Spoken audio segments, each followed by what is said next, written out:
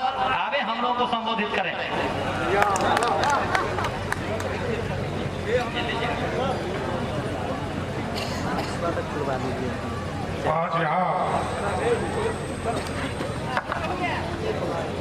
आज यहाँ नॉमिनेशन के कार्यक्रम की सभा की अध्यक्षता कर रहे अध्यक्ष जी, भारतीय जनता पार्टी के नेता, आपके चहेते सांसद, हमारे भाई मित्र और देश के मजबूत सरकार के मजबूत गिरिराज मंत्री आदरणीय नित्यानंद राय जी, इस सभा में जिनके नॉमिनेशन में हम लोग आए, आज इस सभा में जिनके विजय की गाथा शुरू करना हम लोग का कर्म है, आदरणीय लखिंदर पासवान जी, वैशाली जिला के अध्यक्ष रमेश कुशवाहा जी, और इस मंच पर उपस्थित तमाम Bharatiya Janata party, Janata Dal United, VIP और हिंदुस्तानी युवा मोर्चा के तमाम नेतागण, और इस मंच के सामने उपस्थित तमाम भाइयों, बुजुर्गों, नौजवान साथियों, छोटे छोटे बच्चों, माताएं, बहनों, अब चुनावी माहौल, कल अंतिम दिन है, 20 तारीख को पूरे बिहार में कल अंतिम नॉमिनेशन होगा और अंतिम फेज का कल तक ही नॉमिनेशन होना है साथियों। लेकिन चुनाव के दौरान आपके पास तमाम लोग आएंगे और अपनी बातों को रखने का भी काम करेंगे और सब चाहेंगे कि हमको वोट दीजिए, हमको दीजिए। लेकिन हम भारतीय जनता पार्टी के तरफ से आपके बीच में आए हैं और बड़ा ही स्पष्ट है कि नेतृत्व कैसा चाहिए, क्योंकि इस देश में जब 1950 के दौर में डॉक्टर श्यामा प्रसाद मुखर्जी जी ने पूरी कल्पना की थी कि अखंड भारत का सपना हम साकार करेंगे साथियों, तो उसमें 370 एक बाधा बनकर आई थी, जिस पर उन्होंने नारा दिया था, इस देश में नहीं चलेगा दो विधान, दो निशान, दो प्रधान का नारा था। और उसके लिए डॉक्टर श्यामा प्रसाद मुखर्जी जी ने 1950 और 52 के दशक में कश्मीर के जेलों में अपनी प्राणों की आहुति देने का काम किया साथियों। और इसके लिए हम नित्यानंद जी को, क्योंकि आपके सांसद हैं और इन्हीं लोगों के माध्यम से जब 70 बरस के बाद ये स्पष्ट जनमत आपने दिया, 303 सीट भारतीय जनता पार्टी पूरे देश में जीत कर आई, तब एनडीए की सरकार बनी, नरेंद्र मोदी की सरकार बनी साथियों। और तब तय हुआ, देश के प्रधानमंत्री ने तय किया, देश के ताकतवर लोह पुरुष आदरणीय अमित शाह जी ने तय किया, नित्यानंद जी ने तय किया कि अब देश में 370 को मृत्यु के कोने में फेंकने का काम करेंगे। ये आपकी ताकत थी, क्योंकि आपने यहां से नित्यानंद को भेजने का काम किया था साथियों। 370 को रद्दी की टोकरी में फेंका। क्यों फेंका, क्यों जरूरी था 370 हटना? याद कीजिए, इस देश में कोई, जब श्रीमती गांधी ने इमरजेंसी लगाया 74 में और 76 में जब श्रीमती गांधी ने को लोकसभा से पारित कराया कि सेक्युलरिज्म, लोग कहते हैं ना, राष्ट्रीय जनता दल कांग्रेस के लोग आपके बीच में आते हो, लोग कहते होंगे कि हम सेक्युलरिज्म वाली पार्टी हैं और हम लोगों को अलगाववादी या सांप्रदायिक पार्टी कहते हैं।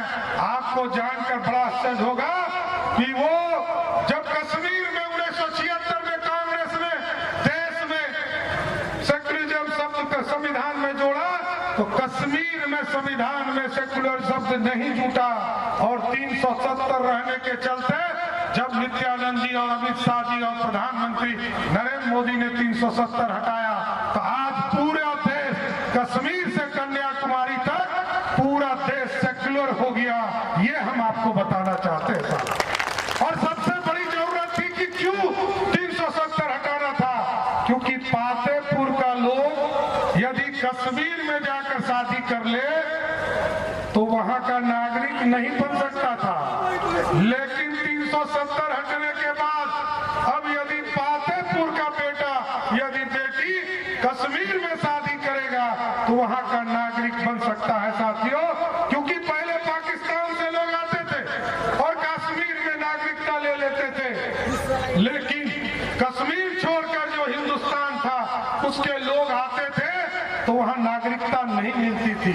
इसलिए बड़ा स्पष्ट है कि हम जो 1970 में 50 में जो इस बातों को भारतीय जनता पार्टी कहती थी वही आज हम कहते हैं, क्योंकि इसी तरह देखिए, याद कीजिए 88-89 के दौर में बड़ा राम मंदिर का पूरा आंदोलन चला और अडवाणी जी, अटल बिहारी वाजपेयी जी लगातार आंदोलन करते रहे। इसी तरह टेंट के पंडाल में जिस तरह आप बैठे हैं उसी तरह भगवान प्रभु श्री राम, जिसके हम लोग लवकुश वंशज कहे जाते हैं, उनको 500 बरस से इंतजार था कि हमको कोई भगीरथ आवे। जिस तरह गंगा को किसी ने स्थापित किया वो भगीरथ कल आया, और प्रभु श्री राम 500 बरस से इंतजार कर रहे थे कि हमको कोई भगीरथ आए और एक भव्य राम मंदिर में स्थापित करे।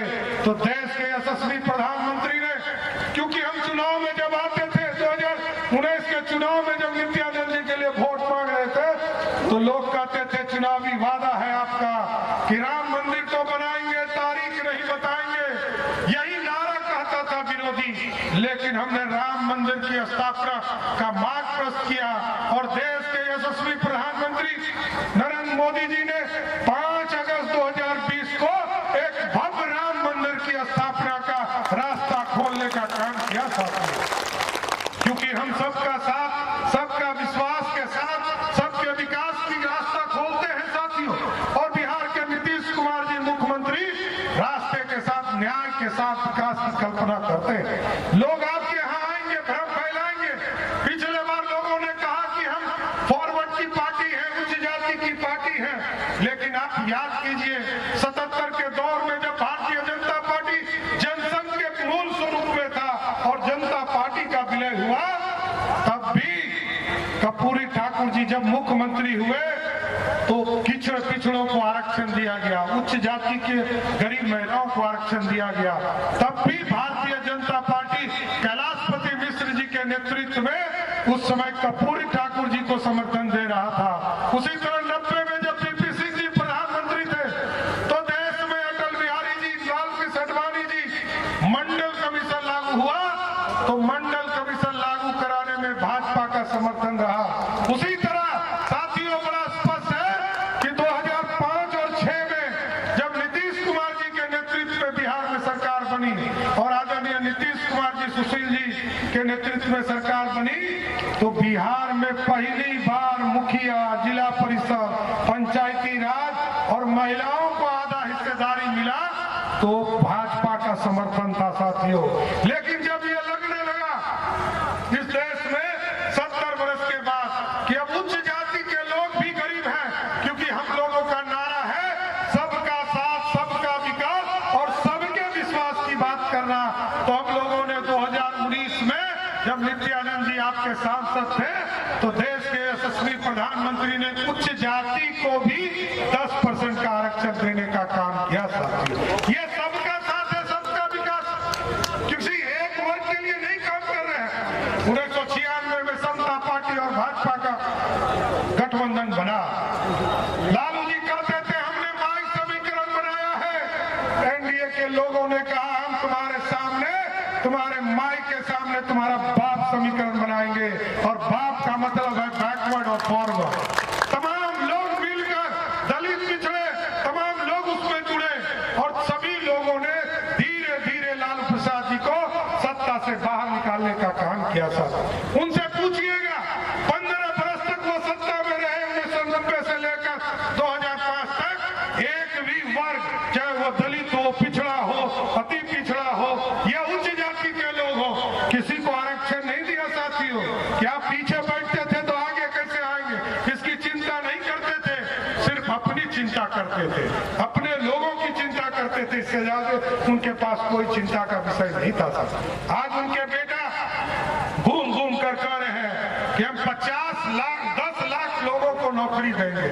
अरे भाई, आपके यहाँ 15 साल का सत्ता चला तो आपने कितना रोजगार दिया? 96,000 लोगों को मात्र नौकरियां दी, और नौकरी दी तो दी। 96,000 लोगों को जो नौकरी मिली, तो पहले तो जितने लोगों को नौकरी मिली, किसी से 2 कट्ठा जमीन, किसी से 5 कट्ठा जमीन ले आ, और उसी में आज वो जेल का यात्रा खोलने का काम कर रहे। इसलिए साथियों, वो किसी को नौकरी नहीं दे सकता। 2005 से 2020 तक में एनडीए सरकार ने 6.5 लाख लोगों को नौकरी देने का काम किया है, और देश के यशस्वी प्रधानमंत्री ने लगभग 24 करोड़ लोगों को इस देश में रोजगार करने के लिए ऋण उपलब्ध कराने का काम किया है। साथियों, आगे भी हम लोगों को कार्यक्रम में जाना, हम यही कहते हुए अपनी बातों को समाप्त करेंगे कि लखनदर जी को जिताइएगा तो आगे नित्यानंद जी, आप बिहार में एनडीए में नीतीश कुमार जी, और देश में प्रधानमंत्री जी मजबूत होंगे। और जब मजबूत होंगे तभी तो देश और दुनिया में जब जाएंगे तभी तो आपका डंका बजेगा। क्योंकि अमेरिका और दुनिया में जब जाते हैं नरेंद्र मोदी जी, तो बड़ा स्पष्ट कहते हैं कि हम ना सर झुका के बात करेंगे, ना सर उठा के बात करेंगे। अमेरिका और इंग्लैंड वालों, तुमसे आंख में आंख डालकर बात करेंगे। यही बातों को कहते हुए अपनी बातों को विराम देंगे कि हमारे भाई लखनदर जी को एक वोट, आप 7 तारीख को एक वोट कमल चाक पर देने का काम कीजिए, और रिकॉर्ड मत से फतेहपुर से जिताने का काम कीजिए। धन्यवाद साथियों।